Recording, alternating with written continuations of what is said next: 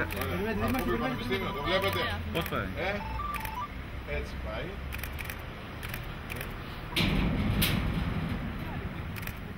Και επιστρέφει. Δήμος Ηρακλείου, ενιαίος σύνδεσμο διαχείρισης απορριμμάτων Κρήτης και Χαροκόπιο Πανεπιστήμιο συμμετέχουμε και υλοποιούμε το πρόγραμμα LIFE, το οποίο χρηματοδοτείται κατευθείαν από την Ευρωπαϊκή Επιτροπή και στόχος είναι μέσα από καινοτόμες και πρωτοπόρες δράσεις η μείωση των αποβλήτων. Έτσι σήμερα και από χθες εξελίσσεται η τοποθέτηση 100 συνολικά κάδων, σε πρώτη φάση 25, τον κόκκινο αυτό κάδο, όπου θα μπορεί ο κάθε πολίτης εδώ να φέρνει ρούχα σε καλή κατάσταση φυσικά ή ζευγαρωμένα υποδήματα, δερμάτινα. Σε αυτά θα γίνεται μία διαλογή. Ορισμένα θα χρησιμοποιούνται για φιλανθρωπικούς σκοπούς. Επίσης ο Δήμος θα παίρνει ένα ποσό το οποίο θα αγοράζει τρόφιμα για τα κοινωνικά παντοπολία και στη συνέχεια αυτή η δράση θα επεκταθεί και σε όλη την Κρήτη. 4 δράσεις.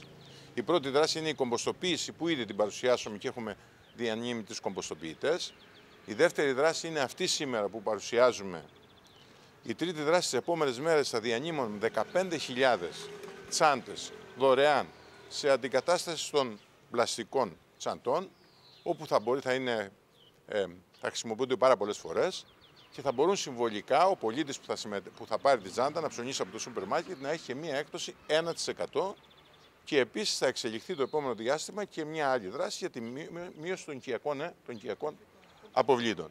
Με την τσάντα αυτή, η οποία είναι αναδιπλούμενη, είναι επαναχρησιμοποιούμενη, είναι πολλαπλών χρήσεων, είναι non-woven σε ποιότητα, την οποία δηλαδή μπορεί να τη διπλώσει και να την έχει στην τσάντα του, θα την έχει μαζί του όταν αγοράζει κάτι από το σούπερ μάρκετ. Αντί για να χρησιμοποιήσει την πλαστική, θα χρησιμοποιήσει αυτή την τσάντα. Περνώντας τη από το ταμείο, με το barcode επωφελείται της έκπτωσης, την χάνει της έκπτωσης που έχει και στη συνέχεια μειώνεται και μετριέται με αυτόν τον τρόπο και το αποτέλεσμα της μείωσης της πλαστικής σακούλας. Θα έχει την ευαισθητοποίηση ο Δημότης έτσι ώστε να μειώσουμε και τον όγκο των αστικών απορριμμάτων, αλλά παράλληλα και να συνεχίσουμε τις δράσεις για να μειώσουμε τα απορρίμματα. Θα ακολουθήσουν και άλλες δράσεις σε συνεργασία με τον ΕΣΔΑΚ και τις επόμενες ημέρες μάλιστα θα γίνει και η μερίδα σε σχέση με την ενημέρωση των δημοτών σε σχέση με πώς ακριβώς θα λειτουργεί η συγκεκριμένη δράση.